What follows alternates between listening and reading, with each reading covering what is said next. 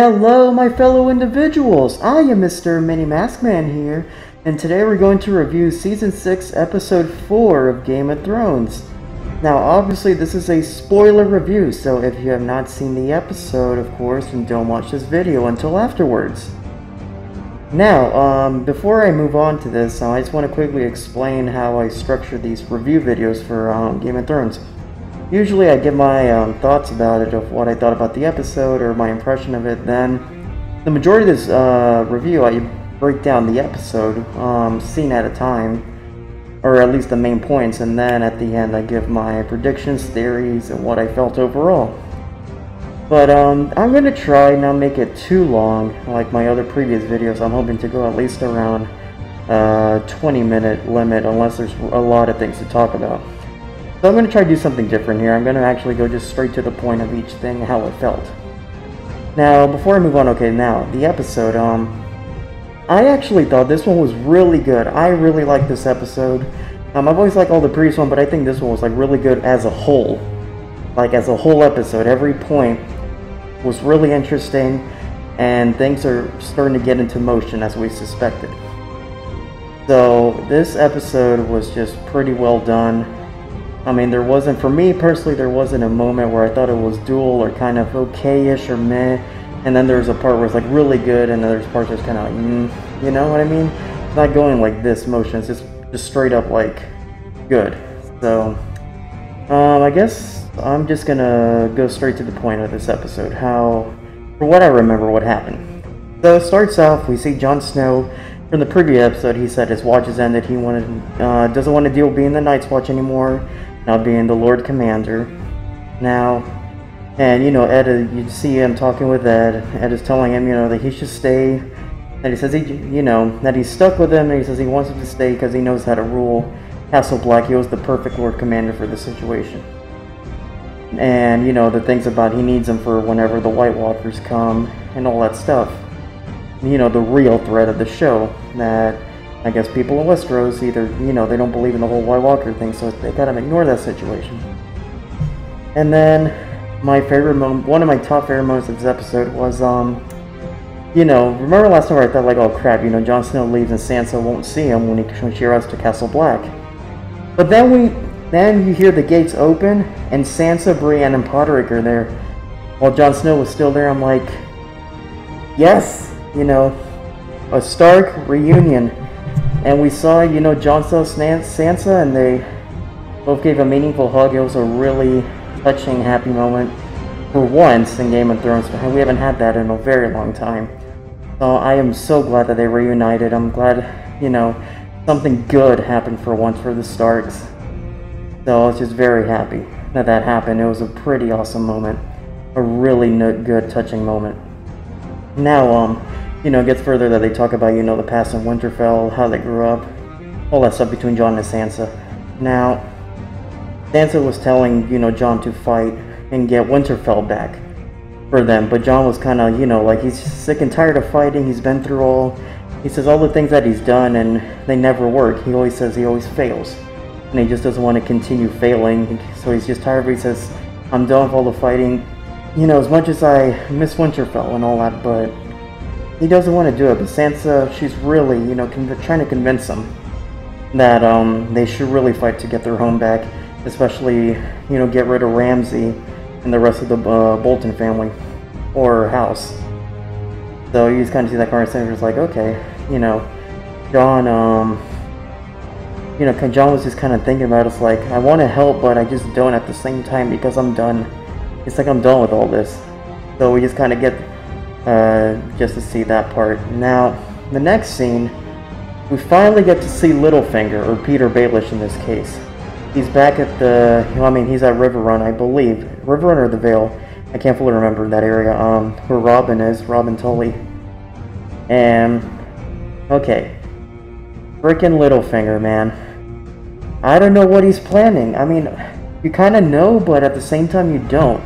Like, his true hidden agenda. Maybe he wants to rule the Iron Throne, but just the way that he does it is kind of like, what is his real master plan that he's going for?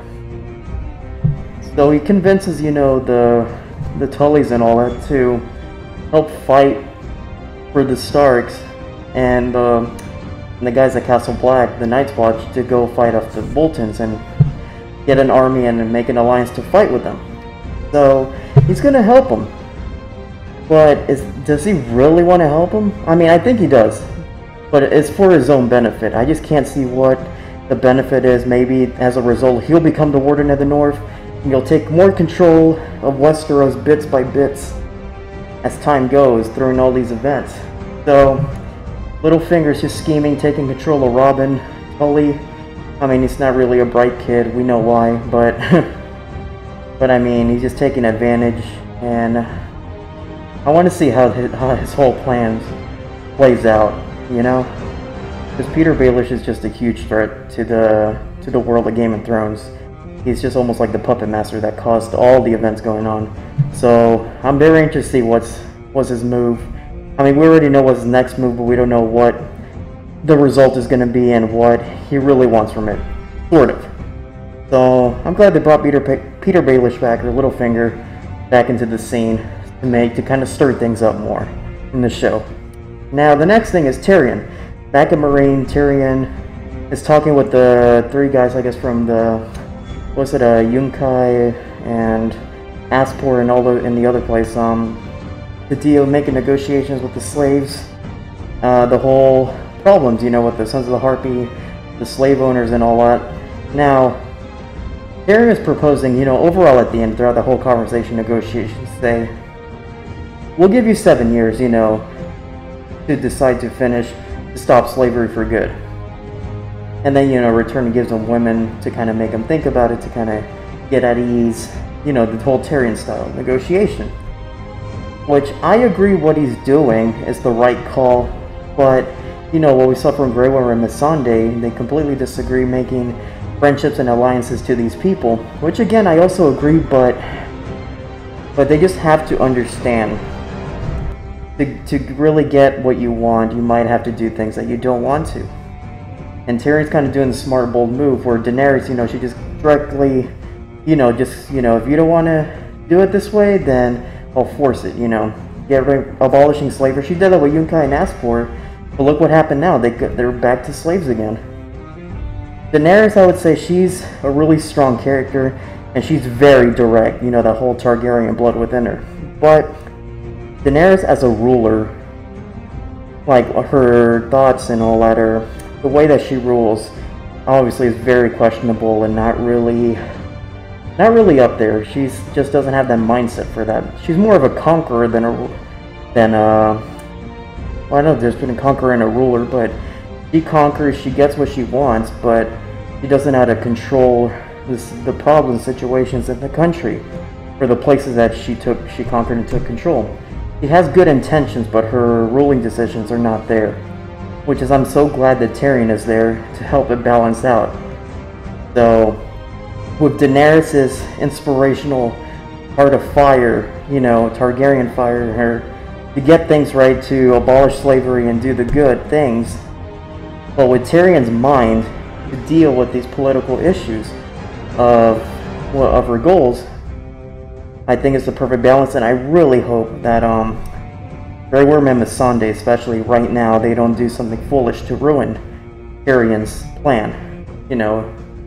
And I'm hoping that it actually doesn't backfire Tyrion either. So I'm trusting Tyrion's decision right now on this. So let's just hope that it goes well. So far, nothing bad happens, or Missandei or Grey Worm doesn't screw it up.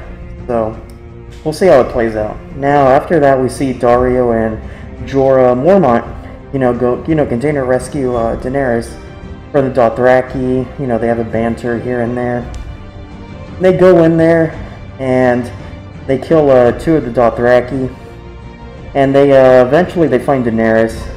You know, they have one of the Cal's widows, but she told him, you know, not to do anything. That she had, technically, she's telling him she has a plan, to trust her, that she knows what she'll do. So it's basically, you know, that rescue mission between those two, and you know, they'll see how this plays out. Now, after that, we see again Margaery Tyrell, and you see a part where the High Sparrow lets her go out of her cell, you know, momentarily, to speak with the High Sparrow, and you know, they have a conversation. You kind of see more of High Sparrow's thoughts and where he came from into right now. And he's basically, you know, really telling her that he should just, it's not really his decision, it's to the gods. He keeps saying it's up to the gods, it's not me. Just to let you know, this isn't me doing this. I'm just doing what the gods tell me to, or what the gods want. And then he says, you know, in return, which he did later, that he showed him Loras Tyrell, where we finally see him. And, you know, he's in pretty bad shape. He's almost broken. He's close to breaking. Or being completely broken, like not as broken like Theon when he became Reek, you know, because of Ramsay, but you kind of see Loras breaking down, and Margaery can't handle that. So I'm thinking that Margaery might, for the sake of it, confess her sin of atonement to High Sparrow, and they'll possibly do the whole Walk of Shame again, but with Margaery Tyrell, which leads to the next scene, where we see Cersei talking, you know, she talks, you know, with Tommen, you know, about these decisions, what they'll do next. And later she sees Olenna Tyrell and Kevin Lannister, thinking that was his name, with him and Jaime. And they're planning to say, you know what, we can't sit here, we gotta go fight him. First of all, those two disagree with Jaime and Cersei. They're like saying, no, we're not gonna do that, we're not gonna follow your orders, you know. The decision is not fully yours, it's ours. And plus they don't want to deal with those two. But Cersei tells, especially to Olenna Tyrell, that, hey, the Sparrows are gonna make her do the Walk of Shame, or Walk of Atonement. And Olenna's like, no. So we're not gonna, I'm not gonna let that happen. I am not going to let that happen to my daughter. Or was it granddaughter? Was it, shit. I forgot. Anyways, yeah. He's not gonna let that happen to her. He doesn't want it. For her to go through that, like Cersei. And then she told, you know, Kevin Lannister to say, hey, that, you know, your son is part of the Sparrows now, and they took him from you. Don't you want him back? And he kind of said, well, yeah, I do.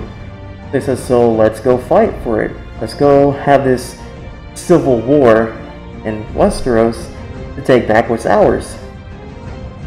And then you see Olenna Tyrell and Kevin Lannister just end up agreeing. It's like, okay, fine, let's do this. You know, either way, it's going to be bloodshed, but at least we get in charge. We started, and we see, and we take them down in our own hands. So this is setting up now for, well, like I said before, the fight, or the little mini war, civil war between the Sparrows and the Lannisters and Tyrells. So, you know, things are going to get pretty messy pretty soon in Westeros. Or in King's Landing, I mean. So, can't wait to see how that plays out. Now, next thing we see is with Theon returning back to the Iron Islands, and he sees his sister, Asha Greyjoy, or Yara Greyjoy, whatever y'all want to call her. But, and, you know, he's pretty pissed at him, because she basically said, you know, my men died trying to rescue it, and you betrayed us, you didn't come with us, you know, you still stayed there. He was just pretty pissed at him, and just telling him why you're here, because maybe you just want to take the, you know, take the, what was it, the position of, you know, of being king in the Iron Islands. You know, but he says it's not that, he just wants to help her rule the Iron Islands. And he just wants to go home, man. I mean, Theon, you can tell his face expression. He's already been through enough. He regrets everything that he's done to a core. And he just really wants to go back home. He just says, for once, I want to be with my only family left. And I just want to become, you know, not become Theon again, but in a way he just wants to reminisce that again, that feeling. He just wants to be at home and just be at peace again. So, you know, he says the things with the Starks that he's done, he says he'll know the Starks will never accept him back, even if Sansa did, but he says he just doesn't want to go through with that after everything that he's done.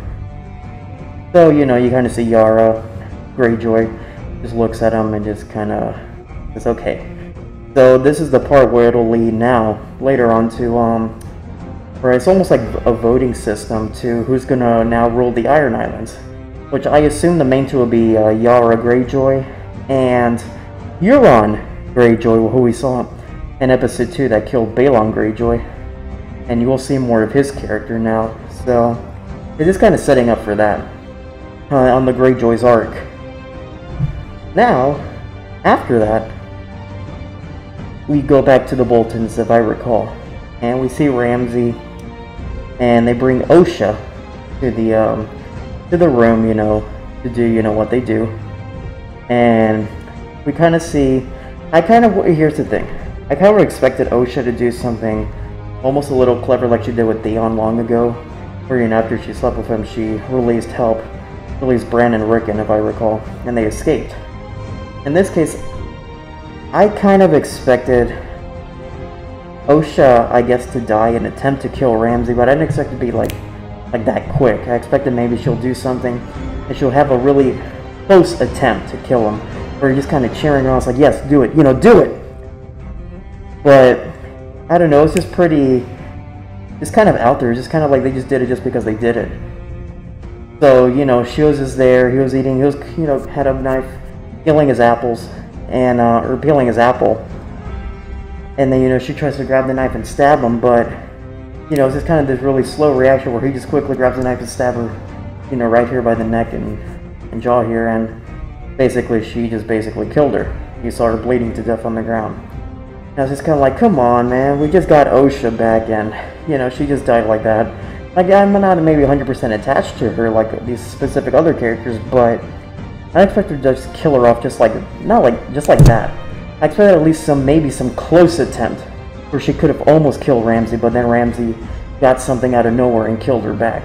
But I guess at least a quick death is better than torturing and raping her, like usually what Ramsay does. So at least that's all I can say on that. I just wish they didn't do it executed it like that. I could have expected more of a fight from her and so forth. So that's just depending on my thoughts. So now after that, we go back to Castle Black with Jon Snow and Sansa. I kind of laugh around. Tormund was looking at Brienne, and he was just kind of looking at her like he was in a way hitting on her. You just kind of see it when he was like eating very slowly, like the meat or whatever in front of her, giving her the looks. So it's kind of like, Tormund and Brienne, that's an interesting, maybe soon-to-be relationship. Hell, I'm with it. I couldn't see a better match besides the whole Jaime thing, but I think this is even better. So Tormund and Brienne, I don't know what you guys think on that, but I'm good with that. But anyways, you see Sansa, keep convincing Jon to fight, go back to Winterfell and fight, but Jon says, I'm not going to use the wildlings to fight for me. That wasn't the point of releasing them or bringing them back to the wall, on the other side of the wall here. And then they get the letter from Ramsay, that they have Rickon Stark, and that's where Sansa really convinces Jon to say, we need to take our home and our brother back, so please fight for this. And you kind of see Jon look at her for a bit, and then even Tormund was like saying he's on board with this, because in the letter they also threatened the wildlings. So Jon asks, how he agrees. He finally agrees, and he talks to Tormund. It's like saying, okay, how many wildlings you have? It's at almost about 2,000, but the Boltons have around 5,000. So they're still short of hand, which I think where Peter Baelish and the Riverrun and the Vale come in and make it this alliance. So now I can't wait to see another big war or fight that we're gonna see is between the Boltons against the Night's Watch, wildlings, and the Vale or Riverrun. So another big fight I can't wait to see. So this is two big wars that are coming in this show. So it's gonna be, I think, oh shoot, man, I honestly can't wait. I think by episode 7 or 8 is when things are gonna start kicking in for, it's when the emotion's finally gonna start, this whole reaction. So I can't wait for this big fight. So I'm definitely down for this, or what people call it, the Bastard Bowl. Ramsay Bolton versus Jon Snow. And I hope Jon Snow wins. I highly think he will. So I can't wait to see Ramsay get what he deserves. So, yes. Now, final scene. We see Daenerys with all the cows in there, basically discussing what they'll do with her, and she basically tells them back in Dothraki language, telling them that she's not going to serve them or anything. She says, as a matter of fact, he says, I'm going to be the one being in control of Dothraki. And they're just kind of laughing at her. He says, do you think we're going to let you? And she's basically saying, well, yeah. He says, we're not going to serve you. He's like saying, oh, yeah, you're right. You're not going to serve me. You're going to die. And then you see her push the flames, like almost like a big scorch of flames at him. And the whole freaking building started setting on fire. And they're all like freaking out, running around. She's just pushing more of these flames. Everything was on fire. They're all dying, being burned alive. And then you see that main Dothraki guy, or Khal Drogo 2.0. But, well, he pushes the last scorch of flames and he gets burned alive. And you see all the Dothraki outside gathering around the flames. And then you see the frickin' Daenerys epic scene again. We always get at least one epic Daenerys scene every season. So this was it right here. She comes out again, like in season 1, almost like in the season finale of season 1. She walks out of the flames naked, almost like a reborn, or like this goddess of flames and fire, the mother of dragons, and everybody, all the Dothraki bowed to her. Jorah bowed to her, and even Dario was kind of staring first, like, holy crap. It's like saying, this is the Daenerys Targaryen. Because he knew Daenerys and all that, but he never seen her like in that image. So it was kind of like a big shock factor. Amazement what he saw, and he kneeled before her. And then that's where so right there, I am glad at least the show that happened immediately with Daenerys. I'm glad that they're moving on ahead with that, with Daenerys' story arc. So I'm glad they did it early. They didn't wait till like very late to do that, because I was getting a little bored with the Daenerys arc in the beginning with the Dothraki. I was just kind of like, okay, come on, move on. But I'm finally glad they did this. So now it's moving on. And so I assume that Daenerys, like I think I mentioned before, one of my theories, that she's going to use the whole Dothraki army to help her with the Marine situation, and probably bring them in later on in the far future, probably next season, all the way, finally, will we ever see her finally get to Westeros and do what she wanted to do. So, yeah, so now she has a Dothraki with them. Like a freaking huge army this time, like, I think it was like almost tens of thousands, or thousands and thousands of Dothraki. So, yeah, so Daenerys, he's back. And that's how the episode ends. So, overall, I loved every part of this episode. It got things moving. There was no delay, there was no boring moment, there wasn't a stupid moment like Dorne, the Dorne story arc, which I don't even want to think about. But, everything was good in this episode. You kind of see everything starting to, like, it's been building up, but this is like, now the motion starts, right now. So with the whole Jon Snow Sansa thing, I'm glad Sansa is growing as a character. You see her a lot. She's more fierce. She wants her home back. She doesn't want to take any more, she doesn't want to be like a wimp anymore back then, or this little girl. She wants to be in charge. She wants to lead. Maybe not lead, but she's more of a stronger character, which I'm glad they're doing that with Sansa. But I'm glad to see Sansa's growth in there. And I can't wait to see when Jon Snow fights Ramsay Bolton. I really can't wait for that. That's one of the big things I'm waiting for this season. The other thing that I can't wait now was the, well, not really, but I kind of want to see how the results happen between the Sparrows versus, the Lannisters and Tyrells, another civil war in Westeros. So I can't wait to see how that plays out too. And oh god, when they bring in, Sir Gregor, they call him the show. I'm gonna still call him Sir Robert Strong, but when he comes into play with all that, whew, it's gonna get messy, man. God damn, I don't know what he's gonna do there. But I can't wait to see how that plays out. And I'm hoping Tyrion really fixes everything that's happening. I trust in Tyrion and even Varys about the whole situation in Meereen, the political side at least. And I'm trusting their decisions, and I'm hoping they're gonna do it pretty well. So when Daenerys gets back, all that's fixed. And she's like, okay, we can finally move on to the next step. So we don't have to freaking keep saying or get delayed again and again, sticking there in Meereen throughout the whole time. We just want to finally see her, get her dragons ready, and just keep moving forward. So as for what I'm saying, I'm hoping they keep this thing moving forward in Daenerys' arc. Now, like I said, again, with Petyr Baelish now involved, again, you're kind of like, geez, what is he up to next? Seriously, what is this guy up to? Frickin' mastermind or puppet master throughout this whole show. So I can't wait to see how Petyr's thing plays out, and what else? The Greyjoy story arc. I want to see how that one plays out too. I kind of know the story about their arc. I haven't read the books, but a friend of mine read the books and he told me a lot of that information, and I read some of the wiki stuff. So I'm kind of interested in the Greyjoy so far.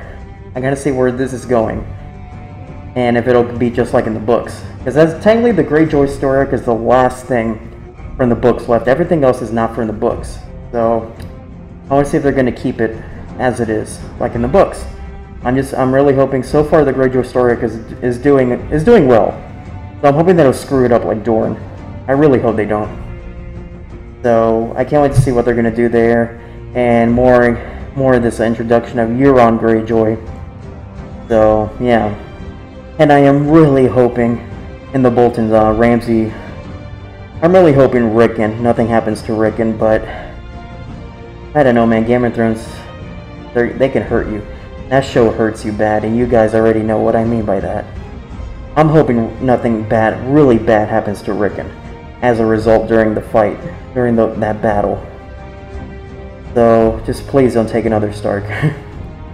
Now, I guess what I'll predict, I think, later on is I want to see more of Bran's visions of the past and see how that, especially, I know most people, they just want to see his visions of the past because of the Jon Snow theory, the R plus L equals J theory, which I do too, I really do. I just want to see, okay, just get on with it. Is it fact or is it a lie? Or is it something completely different that throws off? But, and then Arya's arc, I know they haven't showed her this episode, but, now I kind of see, now she has her sight, so now how much more of an advancement she'll be as an assassin, as a faceless man. So I can't wait to see how they go with Arya's arc as well. But yeah, overall, I thought this episode was good. I really thought this, as a whole, this was actually good. I will say this was my favorite of this season so far.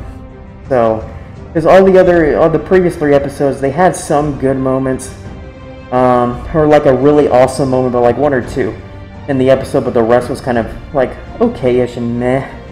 But this one, like, everything was good. Everything was good. So I give this episode a big thumbs up, and I can't wait to see what the next episode is going to be. And I already can't believe it's halfway through the season. Once the next episode starts, it's episode 5 out of 10. I'm like, geez, already. It just goes by so quick now. So, oh man. I kind of wish they went longer, but I know when it comes to creativity, you can't rush it, or else you get crap. So yeah. But overall, good episode. A really good season so far, really promising season. And God, I can't wait to see how everything plays out. But anyways, I think that's all I have to talk about. I don't want to keep blabbering on. But anyways, if you enjoyed this video, you know what to do. But I'm going to call it a night, so I hope you guys have a nice day.